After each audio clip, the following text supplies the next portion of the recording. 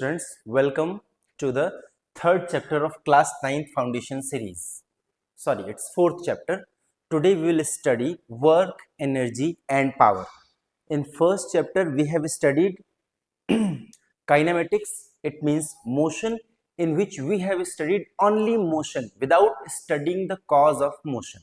In second chapter, Newton's laws of motion, we have studied the dynamics. In the section of dynamics, what we discuss? We study the motion and its cause. तो हमने motion के cause को study किया. अगर कोई car चल रही है तो क्यों चल रही है? फोर्स की वजह से. उस फोर्स को हमने स्टडी किया, उसके various forms, various types. And in third chapter of gravitation we have studied another type of force which is called gravitational force, okay, which is applied by earth. And now we are going to study the next chapter, that is work, energy and power.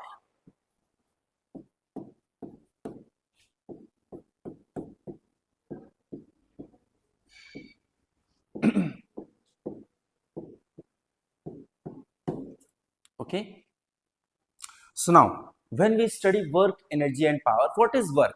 In general life, जब हम work के concept की बात करते हैं तो कोई भी व्यक्ति कुछ भी काम कर रहा हो जिसमें वो थोड़ा थका हो, मेंटल वर्क, फिजिकल वर्क, तमाम टाइप के वर्क्स होते हैं. सो अगर कोई भी व्यक्ति कुछ भी एफर्ट पुट कर रहा है तो उसको हम बोलते हैं work done. Okay, so in general definition और in general world, work means when we put some effort in anything. Okay, the effort is measured or considered as work, but physics में ऐसा नहीं होता है. When we study work according to the physics, so in physics what we say,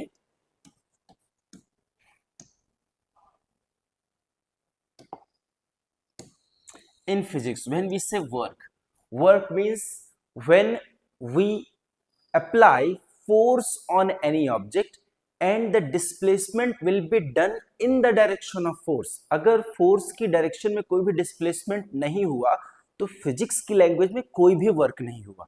okay, so work कब होगा? when there will be force,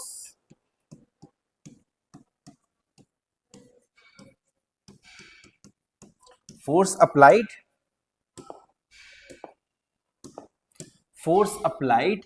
and as well as the direction, the displacement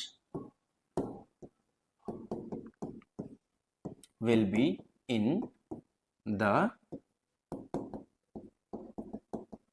direction of force. Okay, तो किसी भी static force के द्वारा work कब होगा? जब जिधर फोर्स अप्लाई हो उस डायरेक्शन में डिस्प्लेसमेंट भी हो, तभी कहा जाएगा कि किसी भी टाइप का वर्क हुआ. So work in terms of physics means the force when an object is displaced in the direction of force, then only it will be said that work is done on the body. ठीक है, तो किसी object पे work कब किया गया? जब उसकी डायरेक्शन में ही, वर्क की डायरेक्शन में ही कुछ डिस्प्लेसमेंट हमें मिल रहा हो. ठीक है, सो फिजिक्स का कॉन्सेप्ट, अगर मैं किसी वॉल को, आप में से कुछ लोगों के घर में कुछ दीवार वगैरह तो है ही, आप किसी वॉल को या किसी खड़ी हुई कार को या किसी खड़े हुए ट्रक को आप धक्का मारना शुरू कीजिए, पुश करना शुरू कीजिए, तो जो पुश और पुल है उसमें आप कितना भी पुश या पुल कर लें, you won't be able to move that even a single inch. But क्या आप थकेंगे? नहीं. अगर देखा जाए, अगर आप एक घंटे छोड़ो, कुछ 10-5 मिनट भी अगर उसको जोर लगा के धक्का मारते रहो तो आप क्या करोगे? थक जाओगे. तो जनरली आपकी मसल्स ने, आपकी बॉडी, आपकी बायोलॉजिकल एनर्जी खर्च हुई, आपने तो वर्क किया अकॉर्डिंग टू यू, बट क्या बाहर से किसी देखने वाले ऑब्जर्वर को वो ट्रक, वो कार, वो बाइक या जो भी आप पुश कर रहे हो दीवार, वो क्या हिलती हुई दिखी? नहीं दिखी. वो आगे बढ़ी, अपनी जगह से 1 इंच भी डिस्प्लेस हुई? नहीं हुई. तो वो कहा जाएगा in the language of physics कि कोई भी वर्क नहीं हुआ. तो वर्क क्या है? हमने पहले चैप्टर में पढ़ा काइनेमेटिक्स, हमने पढ़ा मोशन को. सेकंड चैप्टर हमने पढ़ा फोर्स. थर्ड चैप्टर भी एक तरीके से ग्रेविटेशनल फोर्स था, बस ग्रेविटेशनल इंटरप्रिटेशन ऑफ फोर्स था. और ये वर्क, एनर्जी एंड पावर क्या है? उस फोर्स का इफेक्ट. तो किसी भी फोर्स का इफेक्ट कब दिखेगा? या तो हम किसी भी बॉडी के शेप साइज को हम चेंज कर दें, तो शेप साइज के चेंज वाले को हम साइड रख देते हैं. अभी हम दूसरा इफेक्ट है फोर्स का कि हम उस बॉडी के मोशन को या तो चला दें या रोक दें, या चल रही है तो बढ़ा दें या घटा दें या डायरेक्शन चेंज करें। तो हम work is then effect of force. तो इफेक्ट कब दिखेगा? जब फोर्स के डायरेक्शन में ही कोई डिस्प्लेसमेंट होगा। अगर फोर्स की डायरेक्शन में कोई डिस्प्लेसमेंट नहीं हुआ, इसका मतलब there is no work. Okay, correct? Now that's all. I think you have studied about, you have understood about work. Now we go through the definition of work according to physics. Okay, now see, अगर एक object है, ये object यहाँ पे रखा हुआ है और इसको मैं कुछ फोर्स लगाता हूं F, और इस F फोर्स को लगाने के बाद इस ऑब्जेक्ट को मैं किसी एक d डिस्टेंस तक डिस्प्लेस करा देता हूं। इसको d लिखते हैं, कुछ लोग s भी लिखते हैं। हमने पढ़ा था ना v equal to v square equal to u square plus 2as। और न्यूटन्स लॉ में हम डिस्प्लेसमेंट को s लिखते थे, डिस्टेंस को। हम यहां पर भी s लिख सकते हैं, बट हम अभी d ही लिखेंगे। Okay, so don't get confused अगर कोई इसको s लिखता है तो। ओके, सो अगर हम लिखेंगे वर्क तो क्या होगा? Work will be force into the displacement in the direction of force. Correct?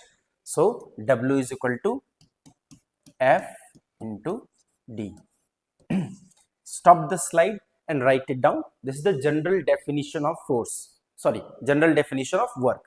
Now we will study further about the different types और different types of work done. और अगर किसी एक बॉडी को मूव करना हो तो जरूरी नहीं कि वो हमेशा वर्क की डायरेक्शन में मूव करे, वो किसी और डायरेक्शन में भी मूव कर सकती है। तो हम क्या निकालेंगे?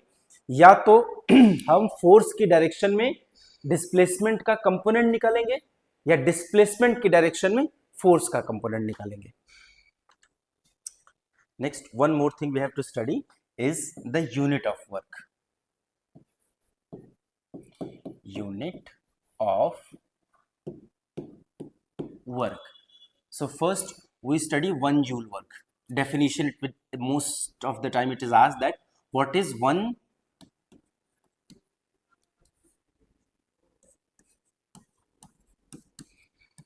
joule work. Okay, when 1 joule work will be called as when 1 Newton force F dot D will be displaced through 1 meter of distance. Okay, so in SI system, unit of work is joule. It is shown by J. Okay, and the next system is CGS system.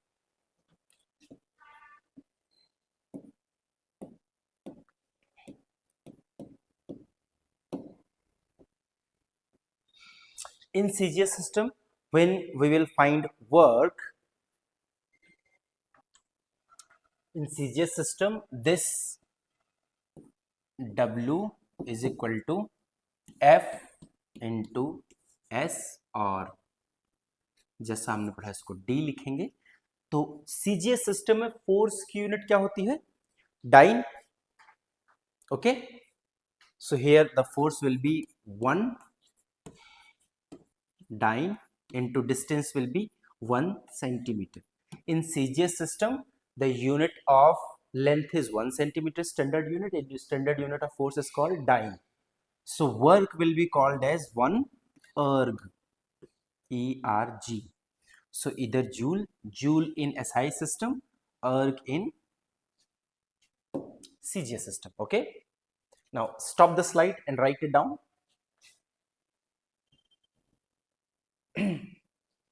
Now one more thing, since we are going for foundation, we are studying in foundation batch, so you have to go little bit extra in every manner.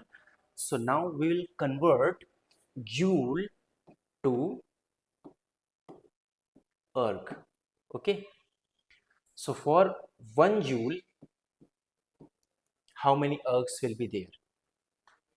So write 1 joule is equal to 1 Newton into 1 meter. So for 1 Newton we will write how many dyne is there in 1 Newton. So we write 10 to the power 5 dyne into, and in 1 meter 10 to the power 2 centimeter. Okay, so we'll write 1 joule is equal to this. So 1 joule is equal to, now write 10 to the power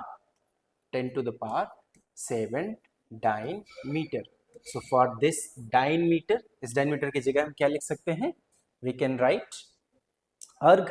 So 10 to the power 7 erg. So generally remind it, keep it in mind that 1 joule is equal to 10 to the power 7 erg. Okay. Now next we will study work done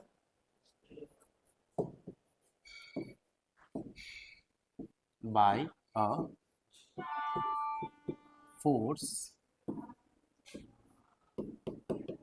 applied on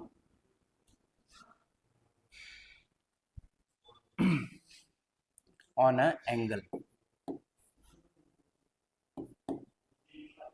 okay, अगर कोई force angular form में apply हुआ हो तो उसका work done हम कैसे निकालेंगे? तो मान लो मेरे पास कोई एक ऑब्जेक्ट है और this is force, correct?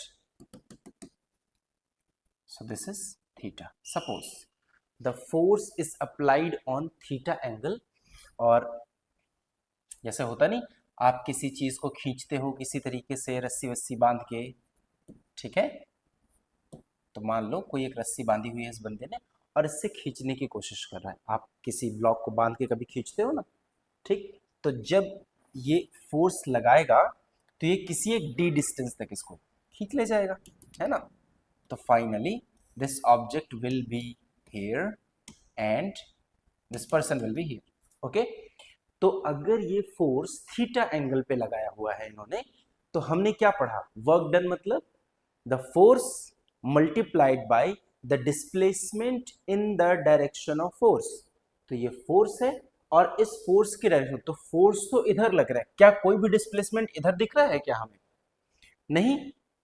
But अगर ये मूव हुआ, यहां से आगे मूव हुआ, तो क्यों मूव हुआ? सिर्फ इसीलिए ना क्योंकि फोर्स का कुछ कंपोनेंट इसको ऊपर उठाने की कोशिश कर रहा था और कुछ कंपोनेंट इधर ले जाने की. तो अगर मान लो मैं किसी एक बॉडी पर, किसी एक ऑब्जेक्ट पर, suppose this is my phone, okay, so if I apply some force on it, तो अगर मैं इसको ऐसे उठाने की कोशिश करूं तो क्या होगा? ये ऊपर आएगा. और जैसे जैसे मैं इस फोर्स को टिल्ट करना शुरू करूं तो ये ऊपर तो आएगा बट ये आगे भी खिसकना शुरू करेगा. ठीक है? तो इसका मतलब अगर फोर्स किसी एंगल पे लग रहा है तो वो फोर्स दोनों इफेक्ट प्रोड्यूस कर रहा है. तो हमको इस फोर्स का सिर्फ वही इफेक्ट, वही कंपोनेंट चाहिए जो इस डिस्प्लेसमेंट के लिए रिस्पॉन्सिबल है. ओके, तो हम क्या करेंगे? इसके कंपोनेंट ब्रेक डाउन करेंगे इस फोर्स का. तो अगर ये फोर्स थीटा एंगल पे लग रहा है तो suppose if this is force, so this will B F cos theta and this will be f sin theta. Correct? तो हमेशा याद रखना, इसके डेरिवेशन, इसकी प्रूविंग को भी हम करेंगे, बट अभी के लिए सिर्फ आपको याद रखना है कि हमेशा फोर्स के थीटा के साइड वाले कंपोनेंट को क्या बोलते हैं? Cos component. और थीटा के ऑपोजिट वाले कंपोनेंट को हम बोलेंगे साइन कंपोनेंट. तो हमको कौन सा लेना है? ये कंपोनेंट लेना है जो कि which is applied in the direction of force. So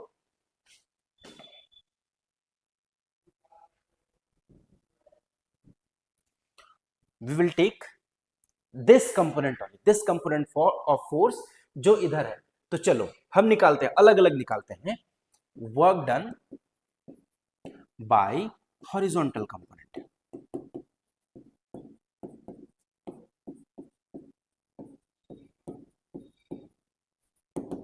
okay, so work done by horizontal component कितना होगा बच्चों? W will be equal to force. कौन सा फोर्स? Horizontal force. F cos theta into displacement in the direction of horizontal force. कितना displace हुआ है? ये डी डिस्टेंस. ठीक है? और अगर मैं वर्टिकल कंपोनेंट से भी निकालने लगूं, मान लो मैं फोर्स के वर्टिकल कंपोनेंट से निकालता हूं, तो W बाय वर्टिकल कंपोनेंट कितना होगा? वर्टिकल डायरेक्शन फोर्स कितना है? F sin theta. So I will write F sine theta multiplied by distance. अब बताओ क्या ये ब्लॉक जरा भी ऊपर की तरफ मूव हुआ है? आपको दिख रहा है इसका मूवमेंट? नहीं, ये ब्लॉक, अब देखो ये ब्लॉक ऊपर क्या, हम न्यूटन्स लॉ पढ़ चुके हैं, since we can discuss this. इस ब्लॉक का ये वाला कंपोनेंट, ये ब्लॉक ऊपर कब उठता? जब ये एफ साइन थीटा वाला कंपोनेंट इसके mg के, इसको नीचे कौन खींच रहा है? mg force. अगर ये एफ साइन थीटा कंपोनेंट इस mg से ज्यादा हो जाएगा तभी ऊपर जाएगा। तो नॉर्मल केस में जब आप देखते हो किसी चीज को आप स्लाइड करते हो, खींचते हो, तो ऊपर तो नहीं उठता है ना, क्या करता है वो? नीचे जाता है, सिर्फ स्लाइड करता है जमीन पर। क्यों? क्योंकि एफ साइन थीटा का कंपोनेंट mg से ज्यादा नहीं हो पाता है। ओके, तो इस केस में डिस्प्लेसमेंट क्या है बच्चों? Zero. So hence work done in vertical component will be zero. ठीक है, तो आपको याद रखना है, अगर हम थीटा एंगल पे फोर्स अप्लाई कर रहे हैं और उससे डिस्प्लेसमेंट डी हो रहा है, तो what will write? W is equal to F cos theta into D. तो या फिर इसको हम ऐसे भी लिख सकते हैं, W is equal to F D cos theta. Correct, write it down. इसका हम एक और एग्जांपल पढ़ते हैं। मान लो कोई किसी भी ऑब्जेक्ट को, मैंने एक स्ट्रिंग ले ली है, एक रस्सी, और इस रस्सी में मैंने एक यहाँ पे कोई छोटा सा कंकड़ या पत्थर कुछ बांध लिया है। ठीक है, और यहां से मैं अपने हाथ से, मान लो दिस इज माय हैंड, यहां से मैं फोर्स लगा के इसको ऐसे ऐसे करके घुमा रहा हूं। ठीक है, तो हम घुमाते हैं ना ऐसे, कई बार रस्सी में छोटा सा कंकड़ बांध के हम उसको घुमाते हैं। तो अब बताओ, जब मैं फोर्स लगा रहा हूं तो मैं फोर्स कहां लगा रहा हूं? सिर्फ एक स्ट्रिंग में ना, इस स्ट्रिंग में एक टेंशन है, तो ये इस डायरेक्शन में जा रहा है। ठीक है, फोर्स जनरली इधर लग रहा है और ये बॉडी भी इसी डायरेक्शन में मोशन कर रही है हर एक पॉइंट पे। जैसे ही मैं इस पॉइंट पे जाऊंगा, सर्कुलर मोशन मैंने पढ़ रखा है, जैसे ही मैं इस पॉइंट पे जाऊंगा तो इसकी वेलोसिटी हो जाएगी, सॉरी इसकी वेलोसिटी की डायरेक्शन हो जाएगी इधर, इसकी वेलोसिटी की डायरेक्शन ये थी, इसकी वेलोसिटी की डायरेक्शन चेंज हो जाएगी एवरी टाइम। तो हम टेंशन किधर प्रोवाइड कर रहे थे? इस स्ट्रिंग में। बट क्या डिस्प्लेसमेंट इसके आगे पीछे कहीं हुआ क्या? इसकी डायरेक्शन में कोई डिस्प्लेसमेंट हुआ? या तो आगे गई हो या पीछे आई हो, नहीं हुआ। तो फोर्स इसमें वेलोसिटी और displacement her time, every point it is changing, but it is never in the direction of this source. तो क्या इस टेंशन की वजह से कोई वर्क डन होगा? सोचो, इस टेंशन को, ये टेंशन किधर लग रहा है? हम वो स्ट्रिंग क्या कर रही है? वो स्ट्रिंग सिर्फ उस ब्लॉक को या जो कंकड़ है उसको बांधे, रोक रही है, रोकने की कोशिश करे। तो हम जो भी फोर्स लगा रहे हैं वो खींच रही है ताकि वो दूर ना चला जाए। ठीक है, तो जो भी इस पे सेंट्रीपिटल फोर्स या सेंट्रीफ्यूगल फोर्स लग रहा है, हर सेंट्रीफ्यूगल फोर्स को रोकने के लिए, centrifugal force by the way कितना होगा, इसको हम लिखेंगे mv स्क्वायर अपॉन r। इस mv स्क्वायर अपॉन r को बैलेंस करने के लिए यहाँ पोटेंशियल लग रहा है। बट क्या इन दोनों फोर्सेस की डायरेक्शन में ये कंकड़ 1 इंच भी हिल रहा है क्या? नहीं, सारा डिस्प्लेसमेंट किधर हो रहा है? अगले ही स्टेप में, अगले ही मोमेंट में यहां चला जाएगा, तो वेलोसिटी उधर हो जाएगी, डिस्प्लेसमेंट उधर हो जाएगा।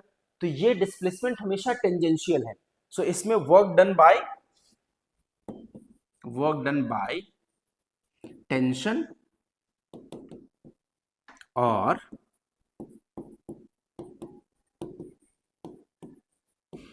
centrifugal force will be zero. Why? Because there is no displacement in the direction of any of these forces. Now we will study the work done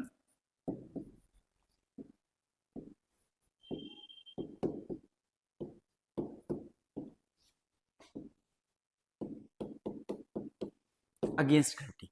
third chapter में हमने ग्रेविटेशनल फोर्स पढ़ा था, है ना? तो अगर हम किसी ऑब्जेक्ट को उठा रहे हैं, मैं अगर किसी ऑब्जेक्ट को, सपोज करो कोई एक ऑब्जेक्ट है जिसका मास है स्मॉल m, और मैं इसको यहां से उठा के किसी एक सर्टेन हाइट तक लेके जा रहा हूं। ओके, ये h हाइट तक उठाया गया, यहां से लेके यहां तक। ओके, इस h हाइट में मैंने इसको उठाने के लिए क्या किया होगा? इस ब्लॉक पे एक तो फोर्स ग्रेविटी लगा रही होगी mg। तो अगर according to Newton's law balanced forces, ये अगर mg नीचे लग रहा है और मुझे इस ऑब्जेक्ट को उठाना, तो कितना फोर्स लगाना पड़ेगा? इतना ही एग्जैक्ट mg फोर्स लगाऊंगा तो ये ब्लॉक ऊपर जाने लगेगा। ठीक है, फोर्सेस को पहले बैलेंस कर फिर mg से थोड़ा ज्यादा, तो हम उसको न्यूमेरिकली mg ही मानते हैं। तो अगर इतना ही फोर्स मैं इसको ऊपर साइड प्रोवाइड कर दूं और उससे थोड़ा सा ज्यादा, तो ये ऊपर जाना शुरू कर देगा, ठीक। बट ग्रेविटी क्या कर रही थी, ग्रेविटी इसको नीचे खींच रही थी, है ना, gravity was pulling it down, और हमने क्या किया, सारी एनर्जी लगा के इसको ऊपर ले गए। तो हमने वर्क किया, बट वर्क कहां है, किसके अगेंस्ट है, ग्रेविटी के अगेंस्ट। ग्रेविटी जो करेगी work, that will B for gravity, but अभी हम जो वर्क कर रहे हैं इसको नीचे से ऊपर ले जाने में, that will be the work done against gravity. तो by the formula of work, force, अब कितना फोर्स लगाना पड़ेगा, जितना ग्रेविटी इस बॉडी पे लगा रही है, तो उसको हम लिखेंगे mg into force into the displacement in the direction of force. तो हमने जो फोर्स लगाया ऊपर लगाया, और उसके डायरेक्शन में कितना हाइट में ऊपर गया, h। So work done against gravity will be always mgh। m is the mass of object, g is gravitational acceleration, and h is height through which it is moved. Write it down.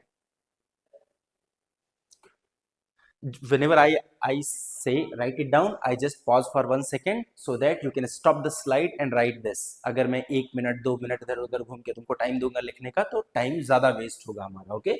So pause the slide and write it down and then move to the next.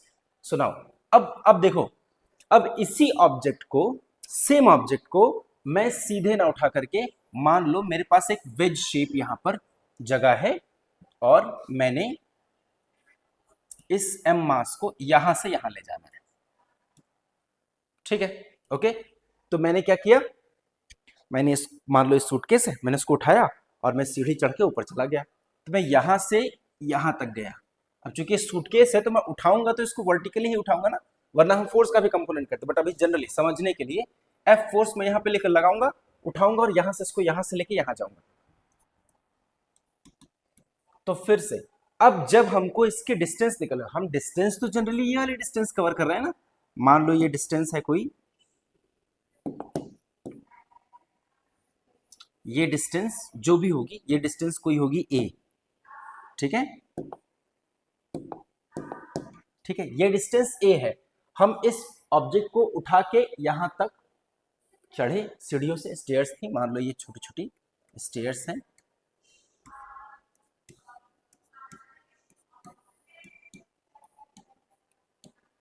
ठीक है, हम इन stairs पे चढ़े और इसको यहां से लेके यहां तक गए।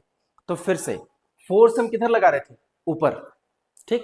तो अब इस केस में अगर मुझे वर्क डन निकालना हो, तो मैं लिखूंगा फोर्स इनटू, अब बताओ, this is a tricky question, क्या मैं इस A का यूज करूंगा या इस H का, सोचो। हमने क्या पढ़ा था, force into the displacement in the direction of force. तो फोर्स किधर लगा रहे हैं आप, इसको ऊपर, तो इस वाले के डायरेक्शन में कितना है, सिर्फ यही है ना, इससे कोई लेना देना नहीं इसका, इसकी डायरेक्शन में जो भी डिस्प्लेसमेंट है वो यहां से यहां तक, तो हम इसको लिखेंगे F डॉट H। फिर से F कितना है बच्चों, mgh। तो इस केस में, तो इससे हमको क्या पता चला कि वर्क डन किसी बॉडी का पाथ से इंडिपेंडेंट है। सो वर्क डन इज पाथ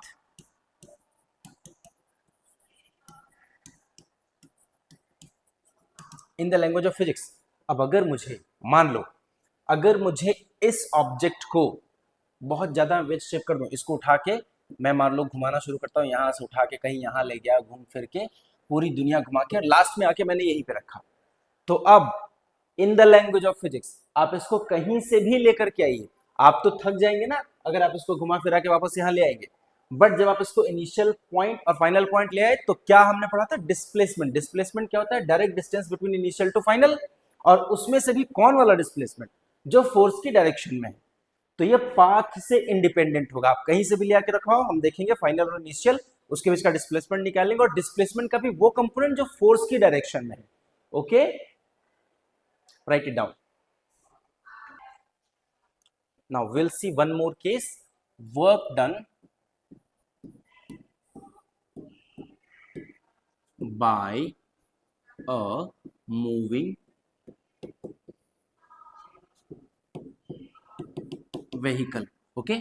अगर कोई एक गाड़ी, मान लो कोई एक बाइक है या कोई एक कार है, sorry, okay, if this car is moving, so what is happening? इस कार पे पहले हम फोर्सेस लगाते हैं, ठीक है। इस कार का एक तो फोर्स लग रहा होगा जो mg होगा, इस mg को एक रिएक्शन बैलेंस कर रहा होगा, है ना। ये कार जब जमीन पे खड़ी होगी तो according to the law of action and reaction, जो एक्शन ये जमीन पे लगा, अगर ये स्टेबल है, रुकी हुई है, जमीन पे रुकी हुई, धंस नहीं जा रही है, तो इसका मतलब जो ये एक्शन इस सरफेस पे लगा रही है कि ये सरफेस उतना equal and opposite reaction provide करने में कैपेबल है, ओके। और उसके बाद अब जैसे ही आपने इंजन चालू किया, तो इंजन चालू करके आप आगे फोर्स लगाते हैं, एक इंजन यही करता है ना, एक्सेलरेटर दबाते हैं, इंजन घुमाने की कोशिश करता है, इंजन एक आगे फोर्स लगाता है। ये आगे वाला जो फोर्स है किसके अगेंस्ट लग रहा है? कार तो खड़ी हुई है, ग्रेविटी के अगेंस्ट तो कोई काम करना नहीं है आपको, क्योंकि उसको ऊपर और ऊपर नीचे तो हमको ले नहीं जाना कार को, हमको कार को ले जाना है आगे। तो जितनी ज्यादा भारी कार होगी उतना ज्यादा फोर्स लगता है, क्यों? तो इन पहियों पे लगता है फ्रिक्शन।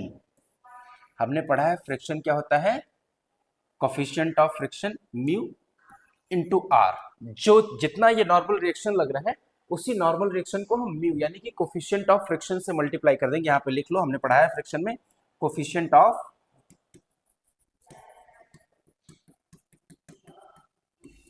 ठीक है।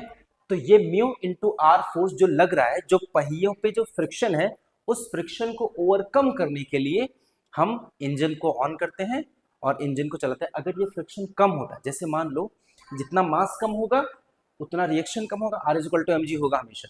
तो जितना मास कम होगा, यहाँ पर लिख लो R is equal to mg। In general cases, बहुत स्पेसिफिक केसेस में अलग अलग चीजें होंगी, बट अभी जनरल केस हम पढ़ रहे हैं, R is equal to mg। अब क्या होगा, अगर मान लो अगर कार 500 किलो की है, 1500 किलो की है, 2 टन 4 टन, जितना भी हैवी, जितनी हैवी बॉडी होगी उतना ज्यादा उसका रिएक्शन होगा, उस पर उतना ज्यादा फ्रिक्शन होगा। तो इसीलिए आप किसी हैवी ऑब्जेक्ट को हल्का सा धक्का मार के हिला नहीं पाते, क्योंकि उसका रिएक्शन ज्यादा है, सॉरी, क्योंकि उसका रिएक्शन ज्यादा है, रिएक्शन ज्यादा होने की वजह से फ्रिक्शन ज्यादा है। अगर मैं एक खिलौने वाली कार लेता हूं तो उसको आप हल्का सा फोर्स लगा के हिला देते हो, क्यों? क्योंकि उसका मास कम है तो रिएक्शन कम है, रिएक्शन कम होने के साथ फ्रिक्शन कम है, तो हल्का सा ही फोर्स आपने लगाया और वो बॉडी आगे चल गई। तो जितना हैवी व्हीकल उतना मजबूत इंजन, उतना हैवी इंजन और उतना हैवी फोर्स लगाना पड़ेगा उसको। So whatever this, if when this car is trying to move in forward direction, it is working against friction. Friction रोक रहा है और ये बॉडी आगे काम कर रही है। So this is working against friction. तो अगर इसको वर्क डन निकालना हो तो ये फोर्स और जितना भी डिस्टेंस है ट्रेवल करें, दैट इज वेरी इजी। बस इस कॉन्सेप्ट को आपको समझना है, okay. So we have completed work, now we'll move to energy, okay। We were discussing work done, so we have to study another type of question asked to find the work, that is graphical questions।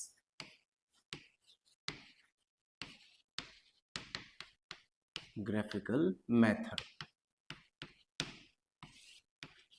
okay। So first, in graphical method we need to find the graph will be given between F and X, force versus displacement graph, okay। So force will be given in Newton, displacement will be in meter। So what we are supposed to do, W is equal to F into X। So whenever we have to multiply the two x's, so everywhere we have to find the area under work done, area under curve. अगर जो दो access given है, जैसे हम निकालते हैं dx xt graph में, displacement time graph में, तो जब हमको डिवाइड करके कोई क्वांटिटी निकालनी होती है in displacement time graph, we have to find velocity is equal to displacement upon time. तो जब भी डिवाइड करना होता है तो हम क्या निकालते हैं, स्लोप। और जब भी हमको मल्टीप्लाई करके फाइंड करना होता है तो हम क्या करते हैं, we find the area under curve. तो वर्क डन कैसे निकलेगा, by multiplying force and displacement. So force axis, force is on y axis, displacement is on x axis. So let's do this with the help of a question. This is x, this is f. Suppose करो ये ऐसा graph बना हुआ है, मान लो ये है कोई 0 1 2 3 4 5 6 7 8 and this is 30 Newton, suppose. Okay, so now this is the force versus displacement graph. It is already given and we are supposed to find the work done under this graph. So हम इसमें दो areas divide करेंगे. पहला area है ये, हम इसको trapezium से भी कर सकते हैं but this will be the easiest form. We have to divide it into two different triangles. तो पहला ट्रायंगल है, मान लो ये है ट्रायंगल नंबर 1, ट्रायंगल नंबर 2. हमें एरिया ही निकालना है इस ग्राफ का, तो हम जिस भी मेथड से पॉसिबल हो इजीली हम निकाल सकते हैं. So first and very easiest method, the area of work is equal to area of first portion plus area of second portion. So for first portion we'll do half into base. Base is how much for first triangle?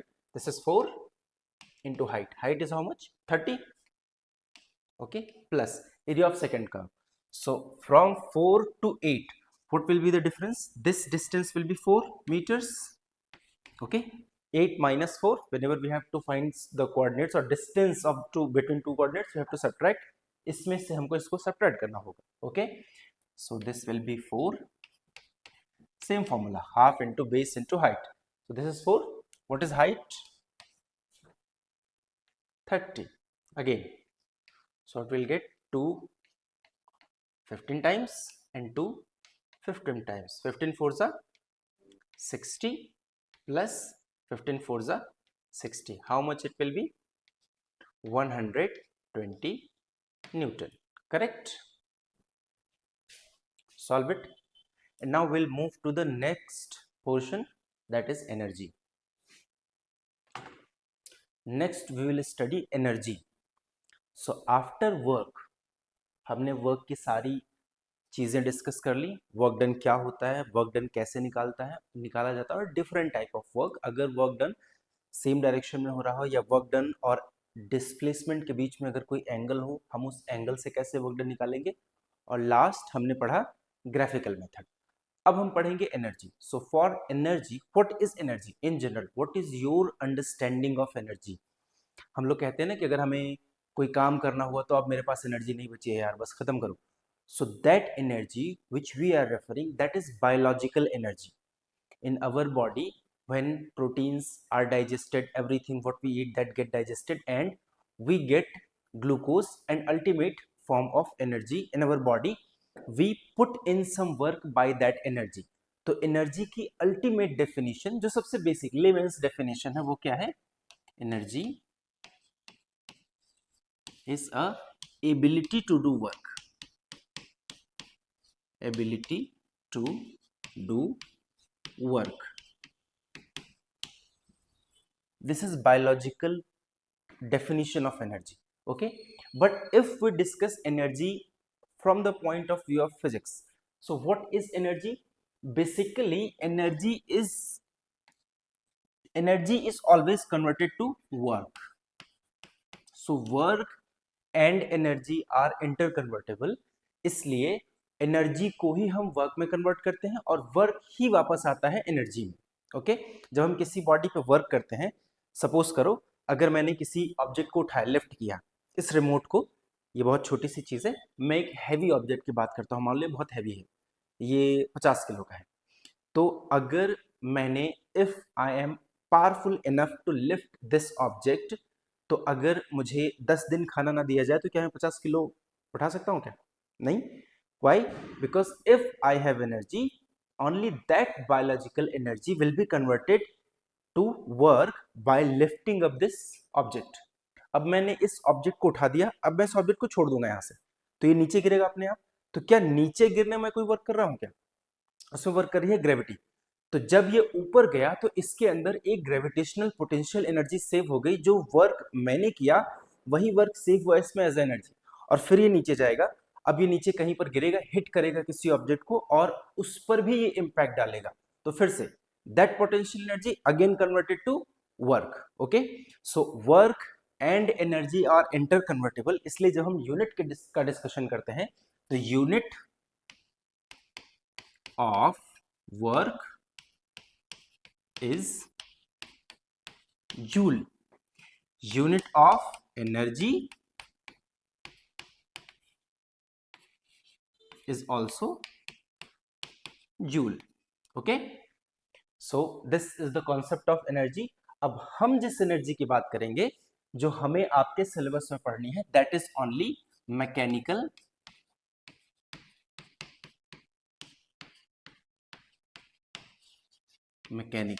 energy, correct? So we'll discuss it in detail in next lecture. Thank you so much.